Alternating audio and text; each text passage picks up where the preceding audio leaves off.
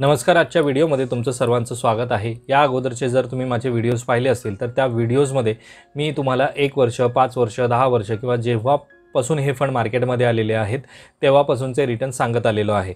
ज्यामध्ये मी तुम्हाला large cap fund सांगितले, large and mid cap fund सांगितले, मिड कॅप कॅटेगरीमधलेच फंड सांगितले, स्मॉल कॅप फंड सांगितले, मल्टी कॅप फंड सांगितले आणि फ्लेक्झी कॅप फंडसुद्धा सांगितले. आणि ह्या प्रत्येक फंडबद्दल जेव्हा मी सांगत असतो त्यावेळेस मी नेहमी सांगत असतो की जेव्हापासून हे फंड मार्केटमध्ये आले तेव्हापासून त्यांनी एवढे रिटर्न्स दिले आहेत, 10 वर्षामध्ये त्यांनी एवढे रिटर्न्स दिलेले आहेत किंवा 5 वर्षामध्ये त्यांनी एवढे रिटर्न्स दिलेले आहेत. आणि अशा प्रकारचे रिटर्न्स पाहून बऱ्याच लोकांनी त्या फंड्समध्ये जर इन्व्हेस्टमेंट केली असेल आणि 2 वर्ष 3 वर्ष गेल्यानंतर त्यांनी जेव्हा फंडचा परफॉर्मन्स चेक केला तेव्हा त्यांना फक्त 10%, 12%, 15%च रिटर्न्स मिळतात, जे त्यांना मिळायला हवे होते 18%, 17% त्यांच्या एक्सपेक्टेडनुसार. पण ॲक्च्युअलमध्ये तेवढे रिटर्न्स त्यांना मिळत नाही.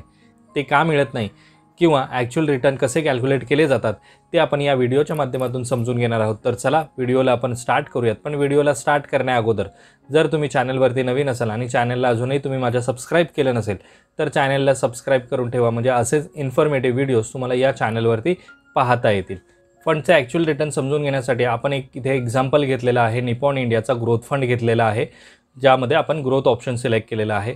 हा फंड मार्केटमध्ये आला 1995मध्ये आणि आता त्याची फंड साईज आहे 30,276 करोड रुपये आणि त्याचा NAV आहे 3,711 रुपये.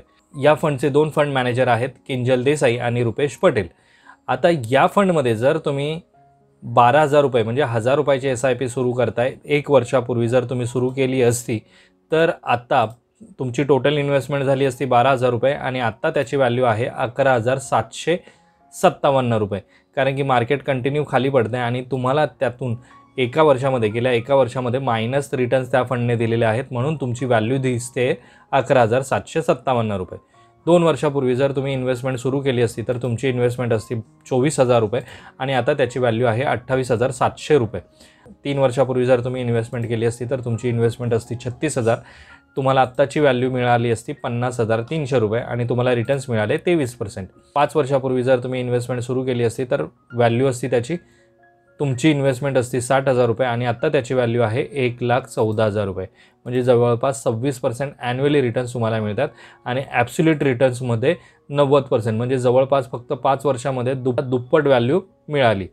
10 वर्षामध्ये 1,20,000 रुपये तुमची इन्व्हेस्टमेंट असते आणि आता त्याची व्हॅल्यू आहे 3,47,000 रुपये. एवढी त्याची व्हॅल्यू आहे, म्हणजे जवळपास 189% रिटर्न तुम्हाला मिळाले. पण ॲन्युअली रिटर्न जर चेक केले तर ते आहेत 20%.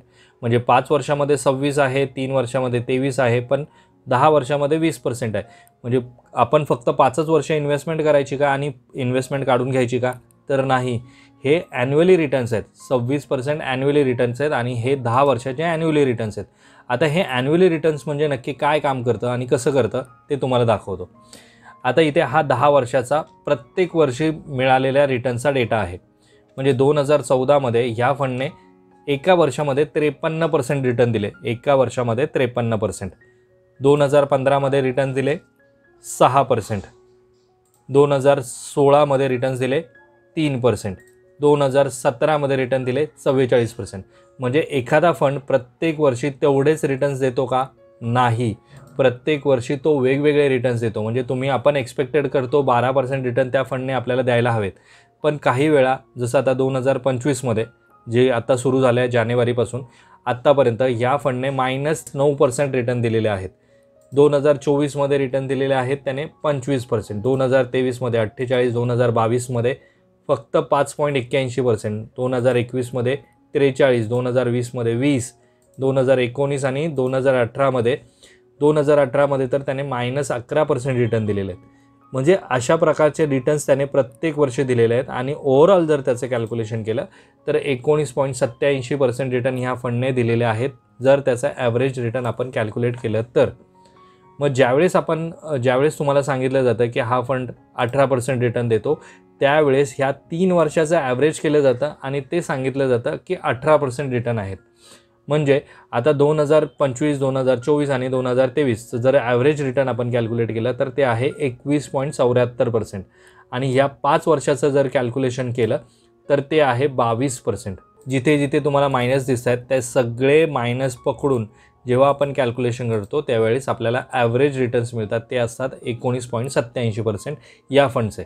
आपण एखादा फंड पाहतो जसं की हा फंड आहे की आपण एक्सपेक्टेड रिटर्न कन्सिडर करतोय की 20% मला मिळायला हवेत. आता 10,000ची जर तुमची इन्व्हेस्टमेंट असेल आणि एक्सपेक्टेड रिटर्न कन्सिडर केले की 20% मिळायला हवेत, म्हणजे किती 10,000वरती 20% म्हणजे 12,000 रुपये मिळायला हवेत, पण मिळत आहेत किती 9,082 रुपये, कारण की मार्केट त्या वर्षी -9% आहे.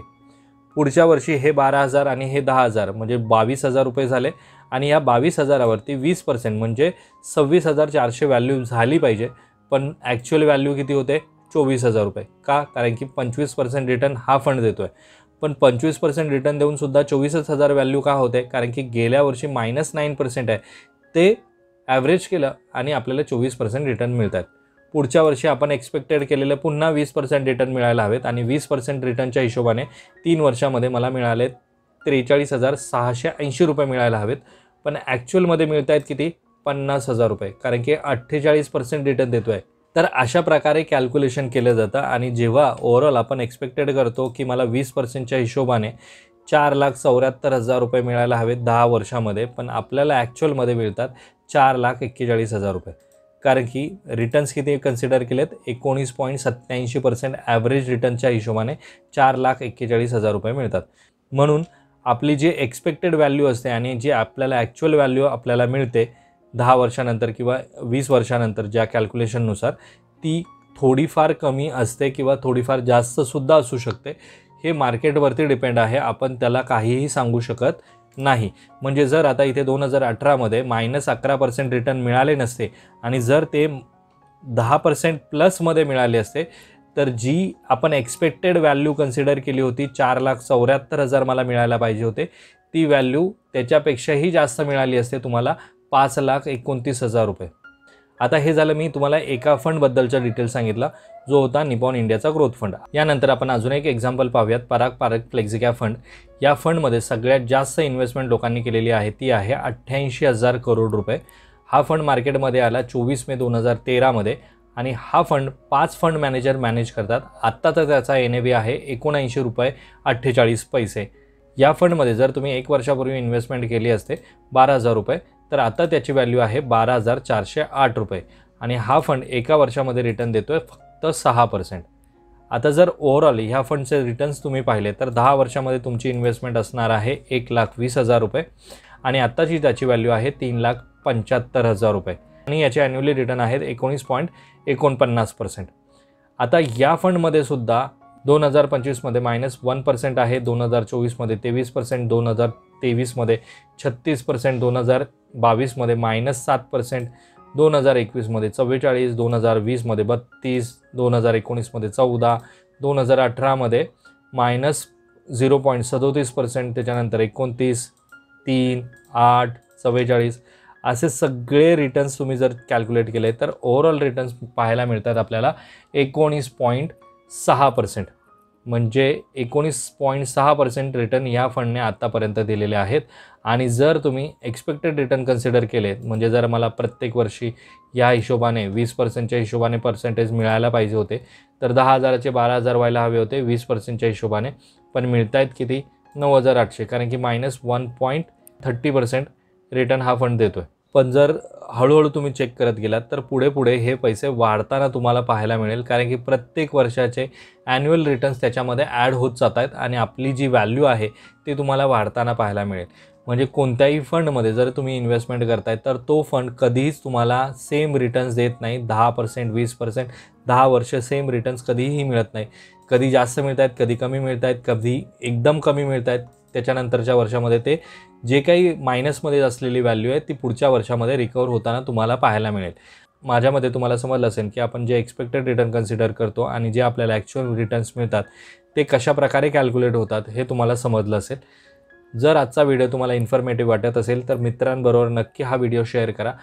आजच्या व्हिडिओमध्ये जे फंड्स मी तुम्हाला दाखवले त्यामध्ये माझं कोणत्याही प्रकारचं तुम्हाला बाईंग किंवा सेलिंगचं रिकमेंडेशन नाही आहे. हा एक एज्युकेशनल पर्पजसाठी बनवलेला व्हिडिओ आहे आणि जर तुम्हाला हा व्हिडिओ आवडला असेल तर व्हिडिओला लाईक करा. चॅनलवरती जर तुम्ही नवीन असाल तर चॅनलला सबस्क्राईब करा, म्हणजे असेच इन्फॉर्मेटिव्ह व्हिडिओज तुम्हाला या चॅनलवरती पाहता येतील. तर भेटूयात आपण अशाच एका इन्फॉर्मेटिव्ह व्हिडिओमध्ये. तोपर्यंत बाय बाय.